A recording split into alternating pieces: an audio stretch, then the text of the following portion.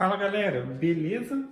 Então nesse vídeo vai ser o vídeo descritivo das características dessa máquina. Finalmente, né, já que ela já apareceu em alguns vídeos aí no canal. Então vamos lá. Mas enfim, fica sempre a referência. Essa máquina que eu consegui adquirir é uma máquina usada, mas é uma máquina que está em perfeitas condições e que foi pouquíssimo usada. O mínimo de entendimento dá para ter uma percepção disso. É óbvio que todo mundo que vai vender fala, eu usei pouquinho, mas aqui está perceptível que ela foi muito pouco usada. Mas fica também a referência e, cara, é óbvio que todo mundo que tem uma CNCzinha caseira, um dia vai ou já gostaria de ter um equipamento melhor. Para ter mais eficiência e tudo mais, eu digo simplesmente que corra atrás, tá? O que me possibilitou ter a possibilidade de adquirir esse equipamento foi os trabalhos que eu fiz na minha CNC Router caseira e ainda está nativa ela. Então, quem tem objetivo é só correr atrás, que espero que todo mundo alcance aí. Mas vamos lá, enfim, vou falar das características aqui da máquina. Então, digamos, no sistema de apoio de movimentação, ela tem guias lineares com patins de 20, tanto no Y quanto no X. Já no Z, está com um eixo apoiado de 16 milímetros e, consequentemente, piloblock aberto. No sistema de tração de movimentação dela, está com cremalheira. Com cremalheira tanto no Y, tanto no X. E aqui no fuso no Z está com fuso de esfera, tá? Os motores que estão tanto no Y quanto no X são motores NEMA 23 de 25 kg. Já aqui no Z está com motor de 13 kg, mas enfim, não se engane achando que mas o motor é pequeno, o do Z. Cara, fuso de esfera é o sistema assim, de tracionamento que mais potencializa ou que tem a menor perda de eficiência do motor. Tá? Já que quando a gente fala de fuso, ainda mais sendo um de esfera, o motor ele tem simplesmente a funcionalidade da rotação do fuso. Tem os apoios e tal, então o motor ele aplica toda a força para isso. Num sistema de cremalheira, num sistema de correia, todos esses outros, geralmente o motor ele acaba tendo uma função adicional que, consequentemente, também resulta em perda de força. Se eu colocasse para comparar o mesmo motor com o sistema de cremalheira e o mesmo motor com o sistema de fuso ele teria mais força. Porque ele perde menos força em função de outras situações. Por exemplo, aqui nessa máquina, o pinhão é direto no eixo do motor e tem o sistema de mola para manter pressionado contra a cremalheira. Então está perdendo um pouco de eficiência sim. Tá? Enfim, esse motorzinho aqui é mais do que o suficiente para cá, cara. Então falei das guias, do sistema aqui de tracionamento, a eletrônica que está ali embaixo, eletrônica, está com 4 drivers é o driver WD2404 se eu não me engano, é até 4 A, só que os motores são de 3 A, então ele está configurado em 3 A, plaquinha MAC3 ou especificamente RNR EcoMotion, tem uma fonte só de 24 volts e ali está o inversor de frequência da VEG, inversor VEG 300. No sistema de ligação da plaquinha, então a mesma fonte que está alimentando os drivers está alimentando a plaquinha também, para possibilidades de acionar relé e tudo mais.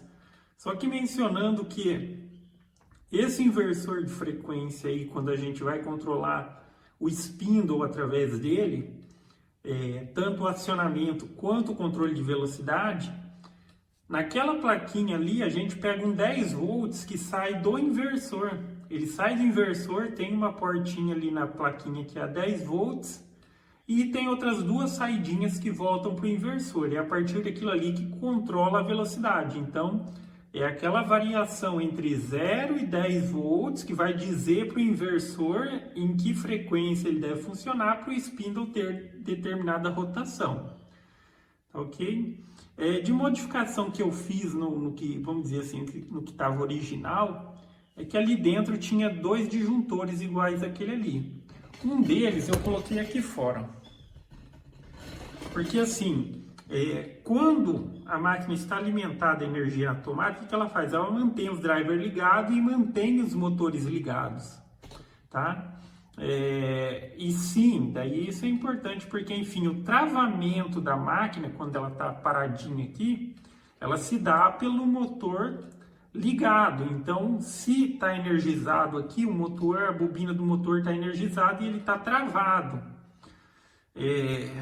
Tá ok? Então, eu coloquei isso daqui porque, enfim, ficar ou puxando da tomada quando não estiver utilizando, porque às vezes entre um trabalho e outro a gente vai desligar a máquina. Então eu coloquei esse disjuntor aqui, ó. Acionando aqui, ele liga a fonte e já liga o inversor. A plaquinha ela fica sempre ligada, por assim dizer, porque ela é alimentada basicamente pelo USB, tá? Então, tá ali, o inversor já está pronto para funcionar e os drivers também e a máquina. Tá? Então agora aqui falando do spindle, já que estava falando do inversor, o spindle que está aqui é um spindle de 3 CV, 3 cavalos ou 2.200 watts, com pinça ER20. Então, acho que, se eu não me engano, pega fresa até 16 milímetros de diâmetro.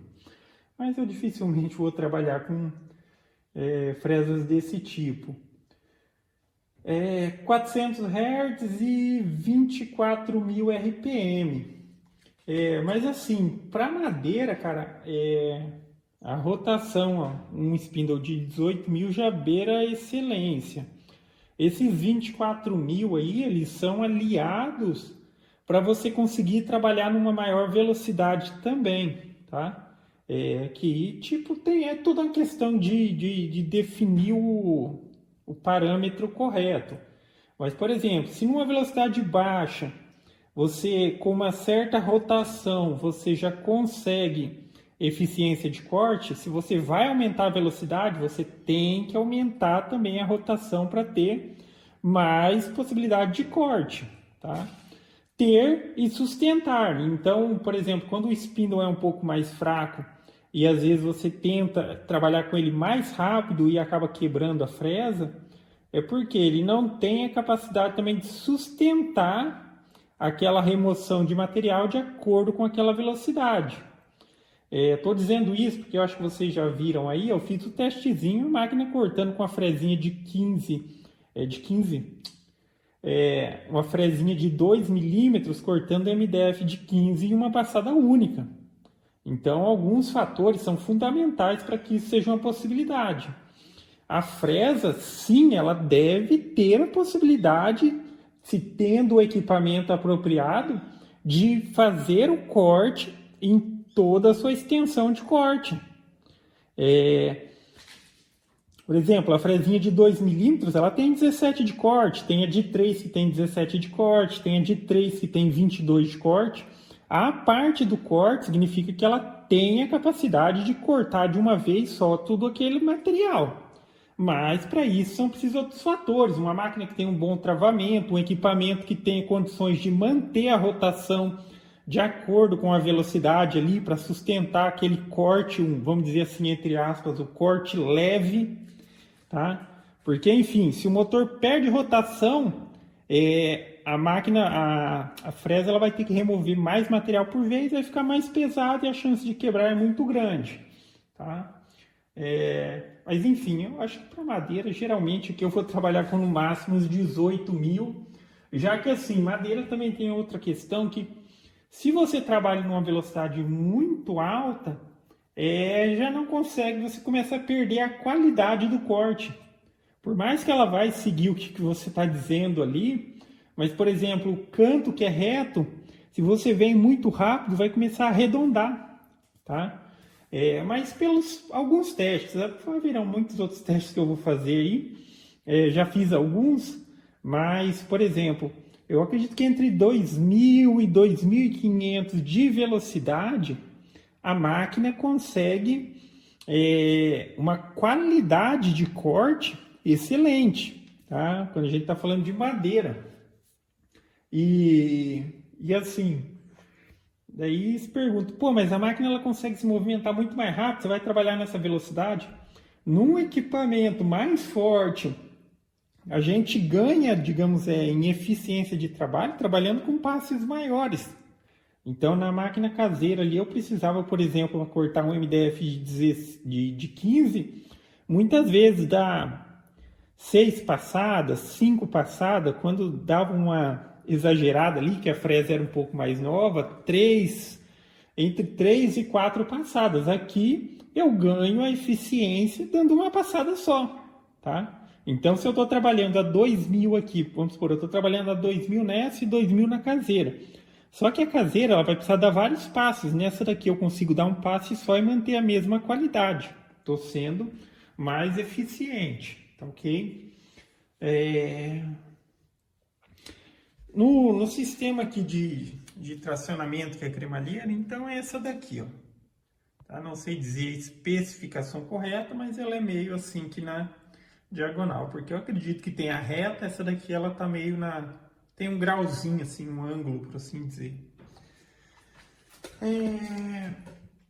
Na questão de velocidade de corte, para quem acompanha aí já viu um vídeo ou outro já fazendo alguns testes, mas como mencionado ali, cara, 3.000 ela trabalha tranquilo com passe único, só que daí começa a perder a qualidade por se tratar de um corte em madeira, mas eu estou dizendo que trabalha e corta. Na movimentação livre, eu coloquei até 15.000, ela responde bem, mas eu vou deixar como parâmetro ali entre 8 e 10 essa movimentação livre. Essa movimentação livre ela vai ser aplicada durante um corte quando ela tem que se movimentar de um vetor para o outro vetor. Então vamos supor, ela está recortando aqui uma peça aqui e tem uma outra peça que está no outro canto do material. Então, por exemplo, na hora que ela recortou essa peça aqui, seguindo os parâmetros que você programou, eu vou cortar 2.000, 2.500, cortou aqui, quando ela sai dessa peça para ir para aquela peça, ela utiliza a velocidade máxima que está configurada ali no motor. Então, se eu deixar os 10.000 na movimentação livre, ela vai sair daqui numa velocidade de 10.000 milímetros por minuto para ir lá para outra peça. Daí, na hora de cortar, coloca em prática a utilização dos parâmetros que você determinou. Tá? Vou ligar ela aqui só para fazer uma movimentação básica. Então essa movimentação que ela está fazendo aí, ó, é bem próximo da movimentação que eu vou utilizar para corte, que vai variar sempre entre 2.000, 3.000, para passe único ou 2 passes em MDF de 15 milímetros. Aqui ela está se movimentando, que seria uma velocidade de 3.000. A velocidade de movimentação livre seria essa daqui, ó.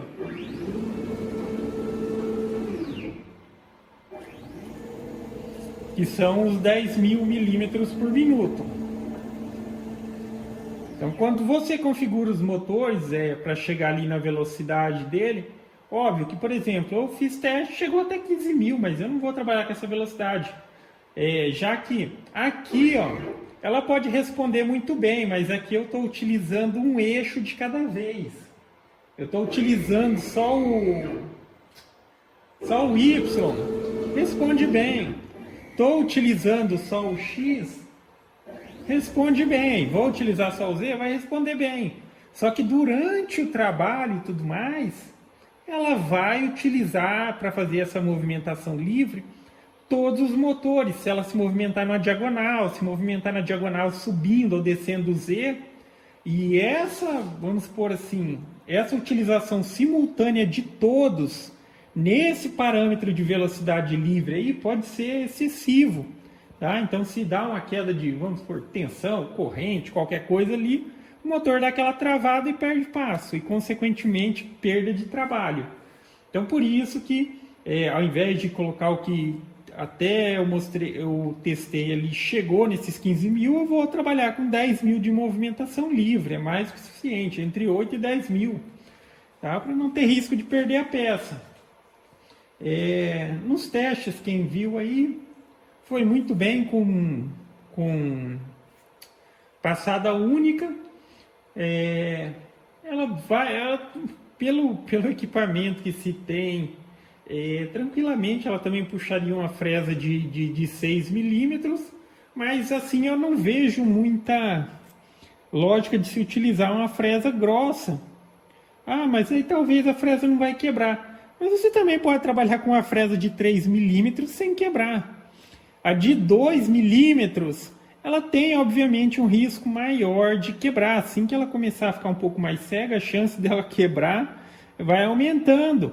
Só que ainda assim, quando precisar tipo de um recorte que precisa de mais detalhe, eu vou utilizar ela, tá? Mas corte com pouco detalhe, que tenha que manter a qualidade e tudo mais, a minha fresinha preferencial vai ser de 3 milímetros. Vai ser de 3 milímetros, com 2 passes, às vezes com passe único, dependendo da situação, mas sempre trabalhando nessa velocidade vai variar de 2.000 até 3.000, 2.500, 3.000, pela questão de que, como mencionado, se você trabalhar muito rápido, começa a perder a qualidade do corte. Não é que a máquina não dê conta, é que o resultado que vai sair na madeira vai ser perda de qualidade, canto arredondado onde devia ser reto e coisas do tipo, tá? Então aqui só para mostrar, enfim, o acionamento do spindle está sendo feito por software. No outro vídeo até mencionei a respeito de delay, já que eu não é a primeira que eu tenho com inversor e tudo mais, já que tipo não estava sendo suficiente para o spindle acelerar o tempo de corte. Daí eu até questionei se tinha alguma configuração para delay. Tem. E na verdade tem duas possibilidades de delay. Existe o delay no programa Mac 3, que você vai colocar ali a informação dizendo quanto tempo o programa deve esperar a partir do momento que você iniciou para começar a se movimentar. Então tem o delay no programa. E existe o delay no inversor de frequência, que é o seguinte delay. Ou delay, para quem não tem a menor noção, é simplesmente tempo de espera, delay, o tempo ali de espera. No inversor existe o delay, que seria o delay de quanto tempo o inversor leva para acelerar até a frequência que ele tem que foi determinado. Tá? Vamos supor que foi na máxima. Então, quanto tempo ele demora para chegar na aceleração máxima? Então eu posso colocar lá, no inversor eu deixei 5 segundos. Então a partir do momento que sai o comando, que chega no inversor, liga, em 5 segundos ele vai aumentando gradativamente a velocidade até chegar no que você determinou. E no inversor você também programa depois a parada. Então ele vai diminuindo. Não é que ele corta a corrente de uma vez. Eu acho que dá até para programar para fazer isso. Mas ele sobe a rotação e ele desce, ele vai diminuindo a voltagem ou a frequência ali até parar. E isso é o ideal para os motores, não tipo ligar o motor e parar de uma vez. Então ele aumenta e diminui. Então na hora de configurar no Mac 3, o que você tem que fazer? A configuração que você deve colocar de delay no programa ali, ela deve ser pelo menos igual ao inversor, mas o ideal é que seja um pouquinho mais. Se eu coloquei que em 5 segundos ele deve acelerar o spindle até a velocidade que eu determinei, o delay do programa eu coloco 7 ou 8 segundos para não ter risco de, por exemplo, a máquina começar a se movimentar, entrar no material e estar com uma rotação muito baixa. Então agora aqui, galera, eu vou fazer um testezinho na prática só para mostrar que a respeito da questão do delay lá que eu falei. E outro ponto que eu também esqueci de mencionar, que seria uma característica interessante, é a área de trabalho dela. Ela tem 1,35 por 1,10. O que seria, o que a gente pode dizer assim, é ideal para que se trabalhe com uma chapa de 1/4 de chapa. A chapa maior de MDF que a gente tem, por exemplo, é aquela 275 por 1,8, ou é 1,83 ou 1,86. Me fugiu a memória agora, mas eu acho que é 1,86. Tem várias medidas, eu só estou mencionando a grande. Então, quando você leva em referência a grande, que você compra, geralmente marcenaria, madeireira, essas coisas que vendem chapas, elas geralmente também trabalham com corte. E muitas vezes elas não cobram se você pedir para eles dividirem, dar 2 cortes, no meio e no meio. Aí você vai ter 1/4 de chapa, que é o ideal para se trabalhar nessa máquina. E também um tipo de máquina que é ideal para se trabalhar com uma pessoa sozinha nessa característica. Já que máquina que trabalha com chapa grande vai precisar de pelo menos 2 pessoas ou vai ser bem difícil de se trabalhar. Tá, agora eu vou mostrar aqui na prática, só para ficar de referência, aí o que eu falei a respeito do delay lá do spindle.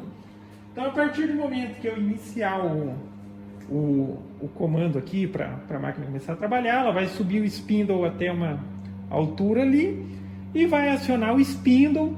Em 5 segundos ele deve chegar na rotação que está determinada no arquivo, tá? 5 segundos. E ela vai aguardar mais ou menos mais 5 segundos e vai começar a movimentar para realizar o corte. Então, só ajustar aqui que está tortinho.